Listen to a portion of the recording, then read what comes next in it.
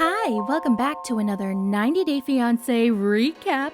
Let's talk happily ever after season 8, episode 11. Starting with Michael and Angela, aka Trump's sister from another mister. Someone in my comment section was like, "What do you mean, Trump's sister? Have you looked at her? Have you seen her face? Doesn't she look like Trump with an Ariana Grande ponytail?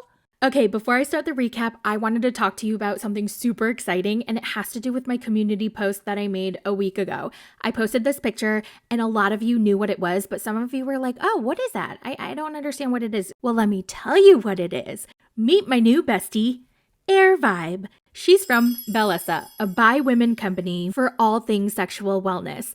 The founder, Michelle Schneidman, studied psychology and women's studies, and she really wanted women everywhere to own and embrace their sexuality and to feel empowered and to celebrate it unapologetically, which I love. So let me tell you about my current faves. Here's my first bestie again, Air Vibe.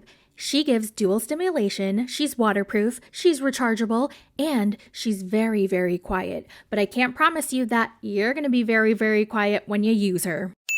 My second bestie, the Pebble. How freaking cute is she? She's adorable. I love her color. Pink is my favorite color.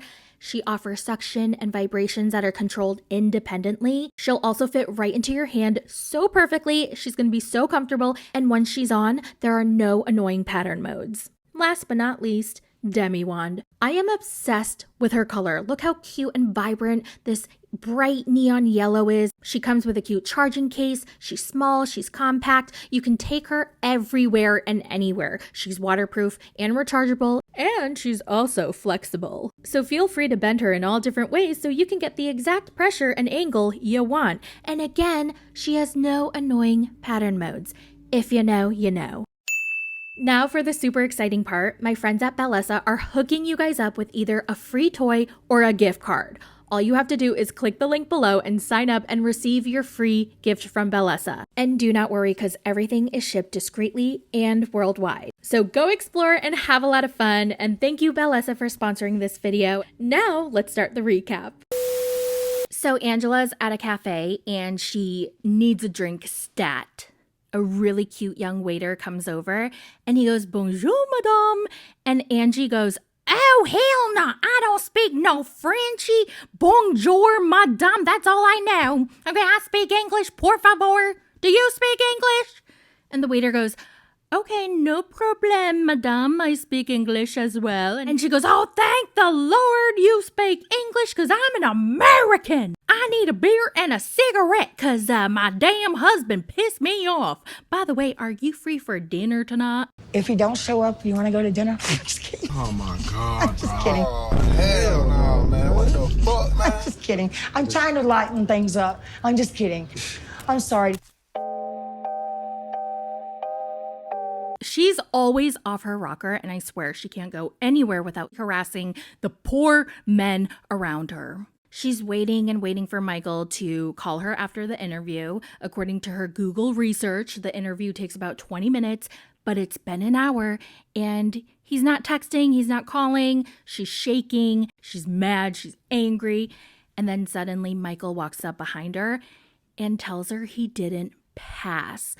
And she's like, "Oh, Michael, what do you mean you didn't pass?" And then he tries to calm her down and he's like, "Don't worry, Angie, it's not over yet. The officer is going to contact the embassy, and then they're going to call me back." And Angela, what does she do? She screams at him. She yells at him. She's absolutely losing her shit. And honestly, I would be too, okay? Not that I'm defending Angela. I'm not on her side or anything. But if I were dating Michael and this was like our 78th rejection, I would be pissed too. Like, I don't understand why they keep denying him over and over and over again. Like, every single person on their season when they first appeared on the show, okay, and people after their season, they've already come to America. They got their visa. They went back. They came back again.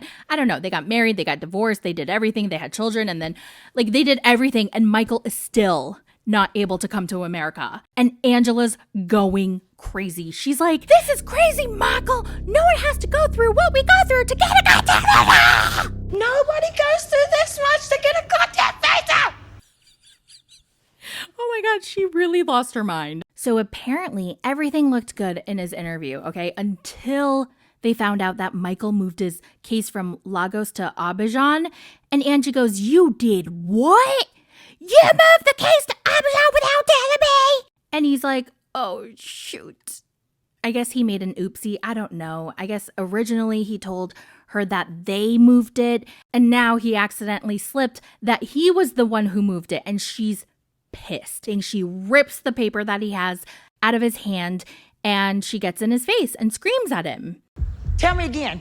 Tell me again. No, Did you? don't say. I will tear Don't this say. mother. Did you move the to Abidjan? Didn't tell me? Now, I wonder if he eventually gets the call back and passes, because we all know he does end up in America. So, oh my God, I just cannot wait until their storyline is over and we never have to see Angela again. Next is Ed and Liz. Now, Ed is officially working in real estate. So he arrives at this house to meet up with his boss, and she quizzes him on the spot, and she asks him like a real estate question, like, why is the fridge not here? And he answers super confidently, and she's like, wrong. Do you remember why from class? Yes, I do, because it's not personal property. Because No, a refrigerator is Oh, you're personal right. Pardon me. property. It It's is. movable. Regardless, he's super excited for this new chapter of his life. And meanwhile, Liz is miserable. She has to send Riley off to her dad's for the school year because apparently she only gets spring, summer, and winter vacations with Riley. And then the rest of the year, like during school, she has to be with her dad and her stepmom. I mean, how crappy is it for Riley to have spent her entire summer vacation with Ed? And not only that, but she had to watch Ed and Liz fight all the time, and now they had to break up, and it just sucks for her. But despite all that and her mom being a hot mess, Riley seems to be a very happy, positive kid. Sorry, this summer didn't go as planned. It's okay. We still had fun. After sending Riley off, Liz calls her mom and she just unloads and sobs, crying about Ed. And she's like, I can't believe he left me. I wish I had never brought Riley into this. I feel like such a crappy mom. Like, I'm so embarrassed. I don't have anywhere to live. I have no job and I have no one. So yeah, she's basically alone now that her kid is gone. She doesn't have Ed. Like, how sad is that? She doesn't even have a place to live. And she doesn't have a job. Oh my God. Wow. That really sucks. If I had any thought that this was going to happen, I would have never had Riley involved in this. I would have never done this season. I would have never done any of this.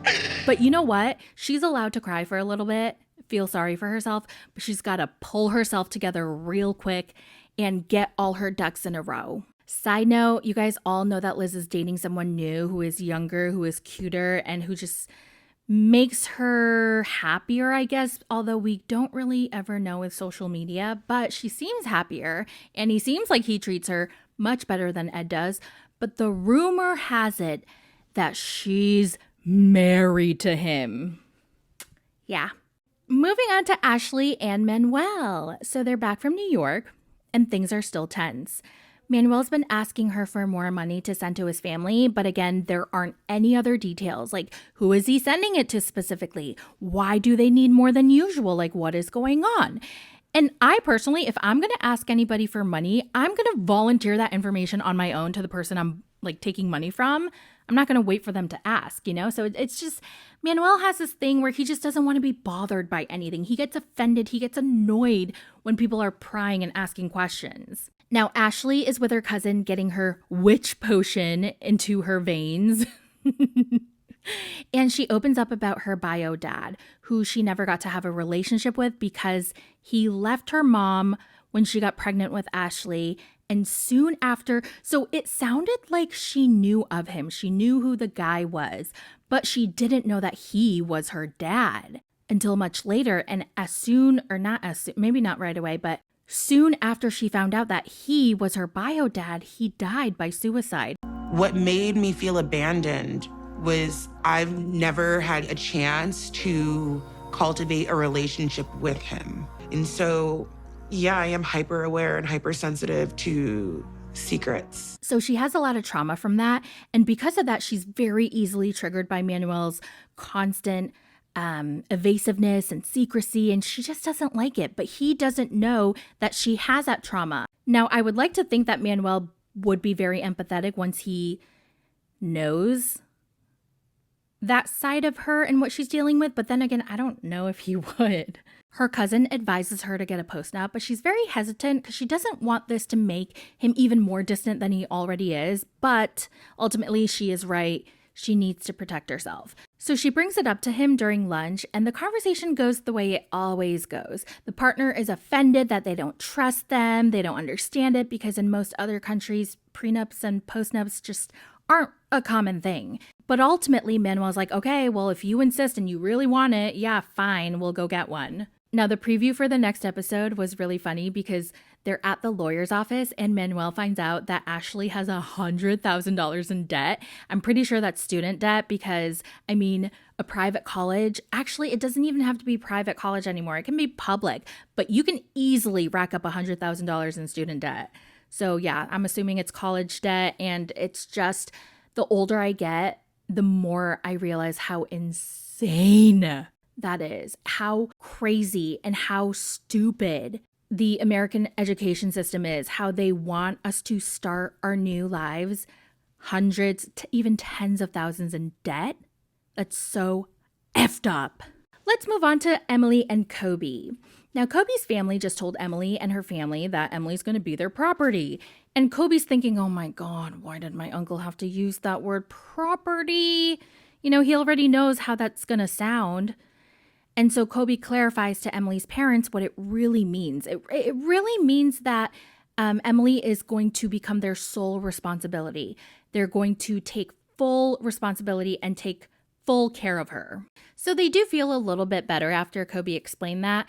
Also, Emily was a very good sport about it. So you become their property. Mm-hmm. How do you feel about that?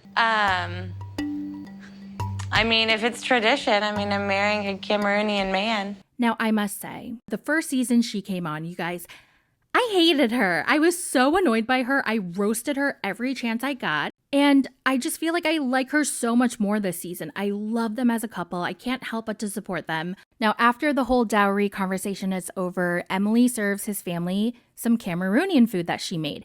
And the family says she did a really good job. And his mom even says that she cooks better than some of the Cameroonian women there. So good job, Emily. It was such a wonderful scene. Everybody was getting along. They were happy. They were laughing. They were enjoying the food.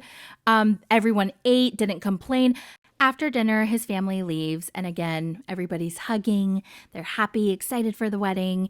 And Kobe goes into the kitchen and tells Emily she did such a good job. And they're so damn cute together. I'm so happy because I think today was a really good, it was a successful day. I love that everybody loved my food. The best ever.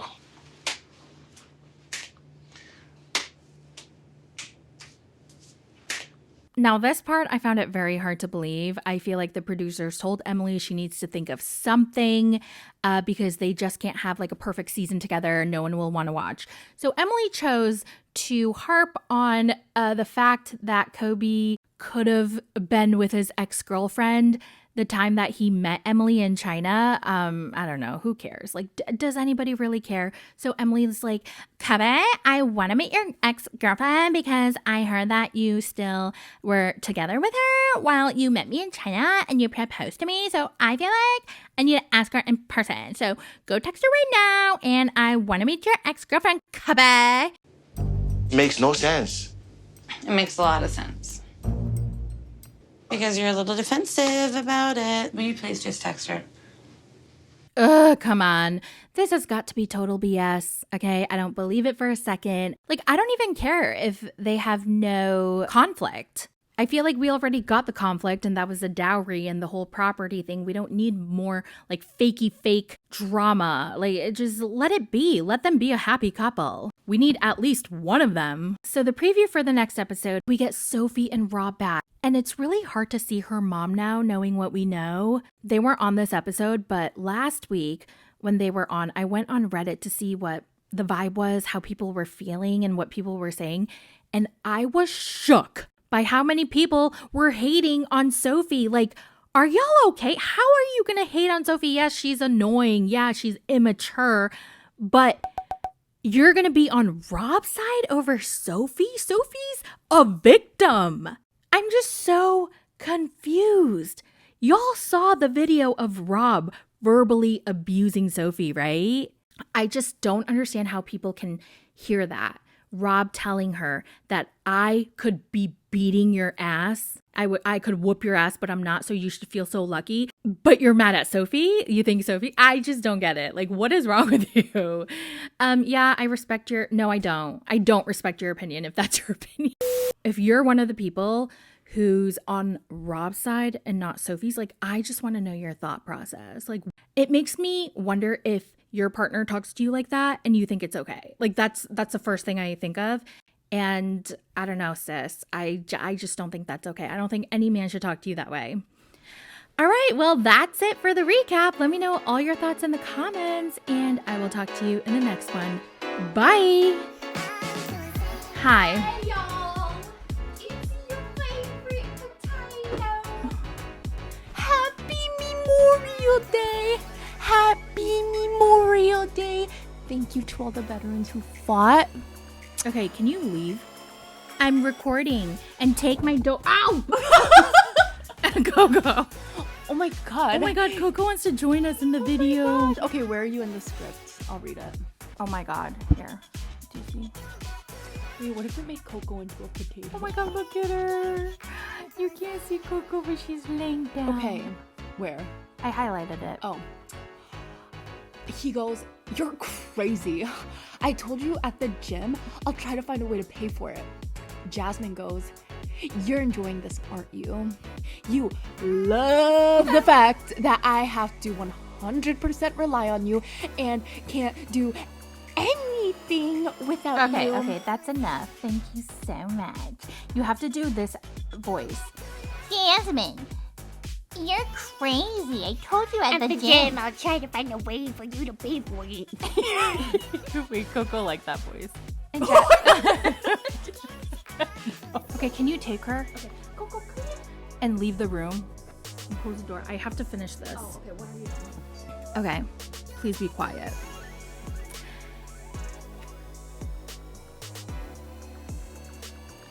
And he goes, "You're crazy. I told you